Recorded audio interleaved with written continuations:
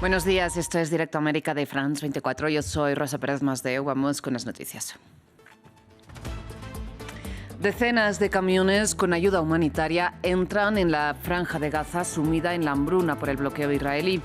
En las próximas horas, Hamás debe liberar a todos los 48 rehenes e Israel excarcerar a 2.000 palestinos. En Madagascar, desde un paradero desconocido, el presidente denuncia un intento de golpe de Estado.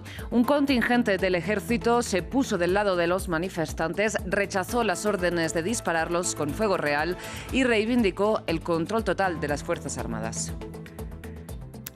Y tras nuevos enfrentamientos entre Afganistán y Pakistán, los talibanes informaron que sus tropas mataron a 58 oficiales pakistaníes, mientras Islamabad rebaja las víctimas mortales de sus filas a 23 y afirma que mató por su parte a 200 afganos.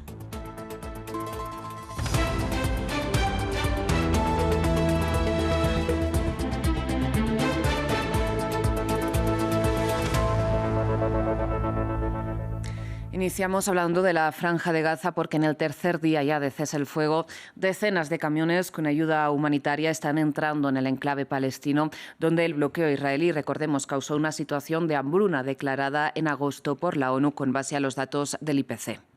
Mientras en las próximas horas Israel y Hamás deben intercambiar los cautivos, el ministro de Defensa israelí, hablamos de Israel Katz, aseguró que una vez tengan los rehenes, su objetivo será destruir los túneles de Hamás, según declaraciones citadas por Haaretz.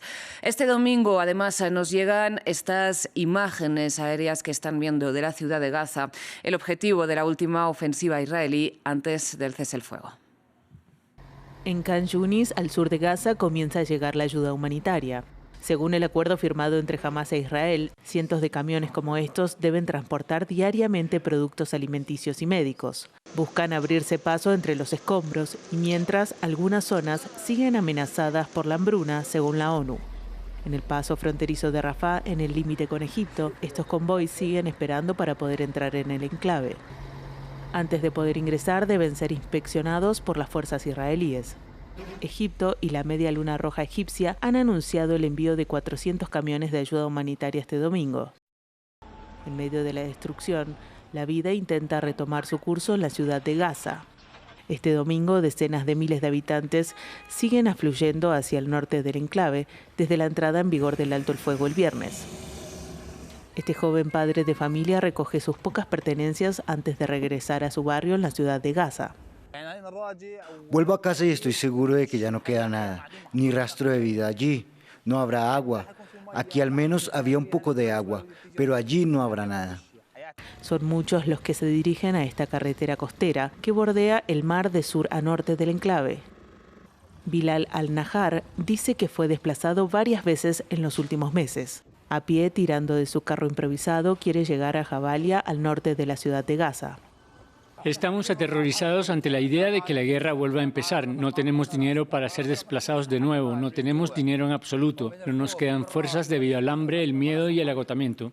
Las tropas israelíes se han retirado en el marco de la primera fase del acuerdo negociado esta semana. Bajo los auspicios de Estados Unidos, Israel sigue ocupando más del 50% del enclave palestino. Bien, tal y como decíamos, a primera hora de este lunes de mañana está previsto que inicie el intercambio de cautivos. Hamás debe entregar a los 48 rehenes vivos y muertos que mantiene en Gaza a esta hora y luego el gobierno de Israel liberará a 2.000 palestinos presos, de los cuales solo 250 habrían sido condenados y entre los cuales habría más de 20 niños. Sin embargo, a esta hora se desconocen algunos, de hecho, varios detalles de este proceso. Expectativa en Cisjordania ocupada, pero también prudencia. El próximo lunes es la fecha marcada para el comienzo del intercambio de rehenes y presos entre Israel y Hamás. Serán en torno a 2.000 las personas que el gobierno israelí liberará, entre presos y detenidos durante los ataques en Gaza, según el acuerdo patrocinado por el presidente Trump. El pasado viernes, la administración del primer ministro Benjamin Netanyahu publicó el listado con los nombres de los condenados que liberarán. Los allegados cuentan las horas para poder volver a abrazar a sus seres queridos. Una de estas familias es la familia Shamazneh, que espera con alegría el regreso de los suyos después de más de 30 años sin poder verlos. Esta es una alegría sin igual. Alabado sea Dios, somos felices. Que Dios complete nuestra felicidad y los traiga de vuelta sanos y salvos. Que Dios traiga consuelo a todos los que sufren.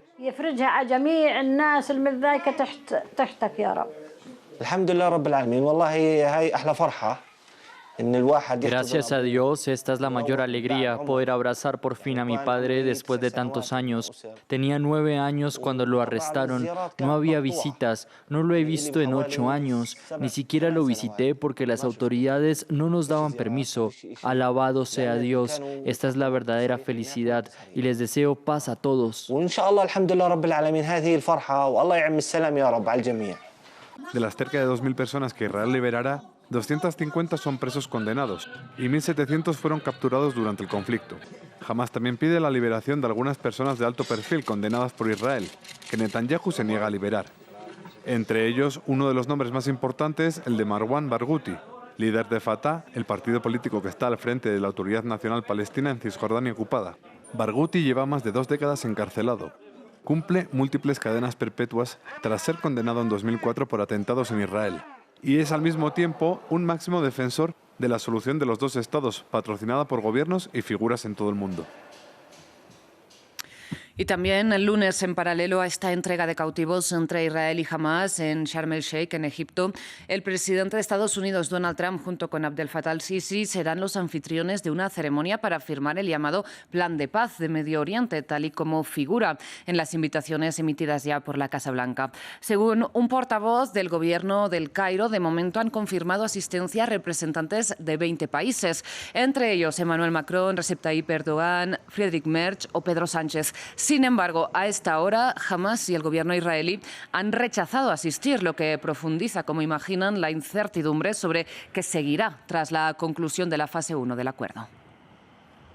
Cambiamos ahora de información, vamos a Madagascar porque el presidente denunció un intento de golpe de Estado por parte de la unidad de élite del ejército llamado CAPSAT, que reivindicó el control de las Fuerzas Armadas después de ponerse del lado de los manifestantes que protestan en el país desde el 25 de septiembre. Desde entonces, según Naciones Unidas, la represión de la gendarmería ha causado 22 víctimas mortales.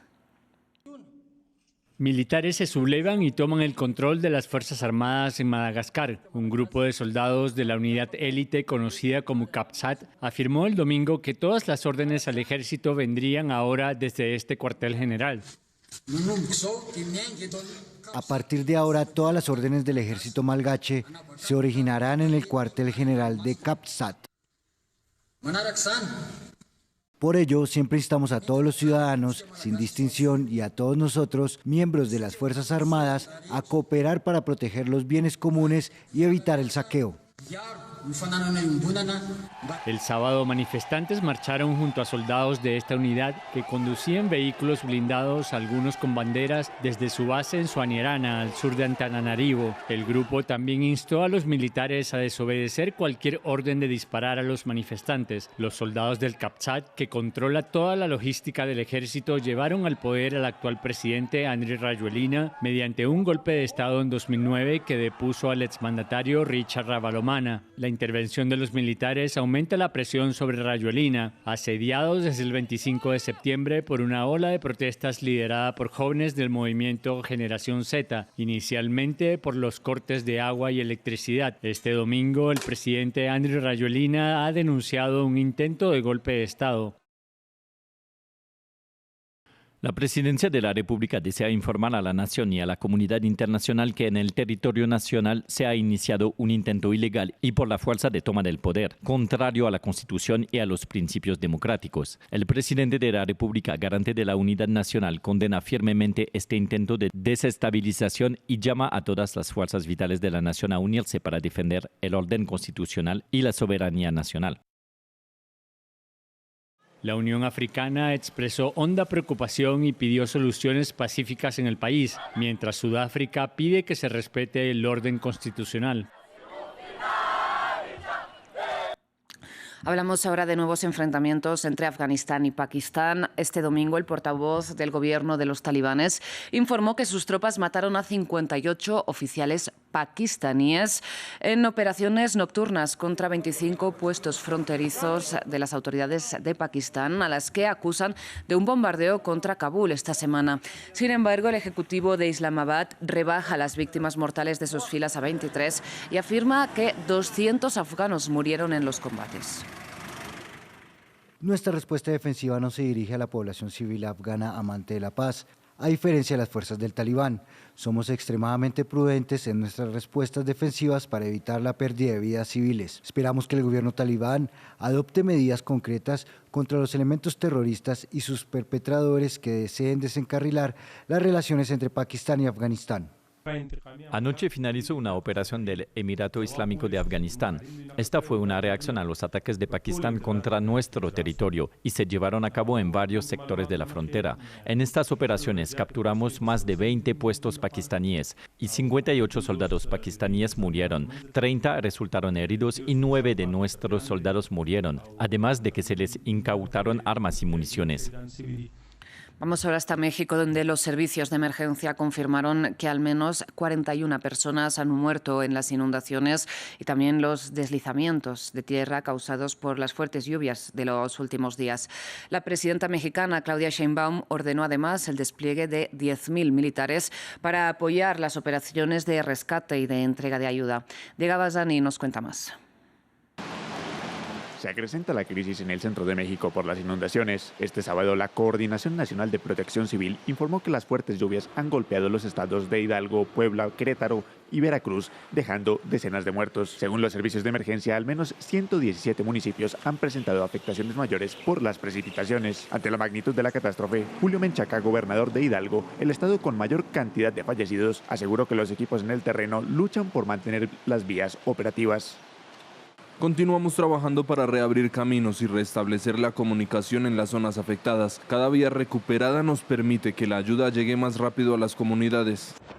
Mientras tanto, miles de personas han tenido que abandonar sus hogares ante el desbordamiento de ríos y arroyos. Muchos lo han perdido todo. Pues con las lluvias intensas de la sierra, se inundó se desbordó el río. Demasiada agua, en 2-3 días, demasiada agua. La presidenta del país, Claudia Sheinbaum, anunció que se extremarán las medidas para proteger a la población civil. La jefa de Estado añadió que se reunió con los gobernadores de los 5 estados afectados para evaluar los avances en la atención a la población por las fuertes lluvias. Y cerramos en Perú porque en sus primeros días como presidente, José Gerí, que asumió el cargo el viernes cuando el Congreso censuró a Dina Boluarte, encabezó un operativo sorpresa en 4 penales del país este sábado. Un gesto, podríamos decir, en el combate contra la inseguridad después de que el motivo con el que el legislativo tumbó a la expresidenta, recordemos, fue la incapacidad moral para gestionar la crisis de violencia. Samuel Salgado Castro tiene los detalles. En su primera aparición pública fuera del Palacio Presidencial, el presidente José Gerí lideró una redada en el penal de máxima seguridad Ancón 1, en Lima, como parte de un operativo coordinado en 4 centros penitenciarios del país. El objetivo, desarticular organizaciones criminales que operan desde el interior de las cárceles como parte de una campaña mediática de la presidencia por demostrar una política agresiva contra la inseguridad. No se practicó una requisa extraordinaria para poder combatir la delincuencia, sobre todo sicariato, criminal organizada, y porque sabemos pues que hay criminalidad que sale del penal hacia afuera, ¿no? Y eso es lo que hemos hecho para tratar de encontrar, ¿no?, o requisar instrumentos o artefactos prohibidos. Con alrededor de 200 organizaciones criminales en todo el país que secuestran y extorsionan, la inseguridad fue el talón de Aquiles de la recién destituida Dina Boluarte y el principal reto de Gerí, juramentado como el 7º presidente de Perú desde 2016, tras la votación de la moción de vacancia el viernes contra Boluarte, cuyo futuro es incierto. Tenía muchas investigaciones encima, se dice que trató de buscar refugio en algunas embajadas y se mencionó incluso la embajada de Ecuador. Sin embargo, de manera oficial, ella ha dicho de que está en Perú y que va a pasar, digamos, toda la investigación como corresponde. No solo Dina Boluarte enfrenta acusaciones ante la justicia, José Gerí logró ser presidente a pesar de que pesaban en su contra varias denuncias, una de ellas ya archivada por violencia sexual. Hasta aquí las noticias. Enseguida regresamos con más.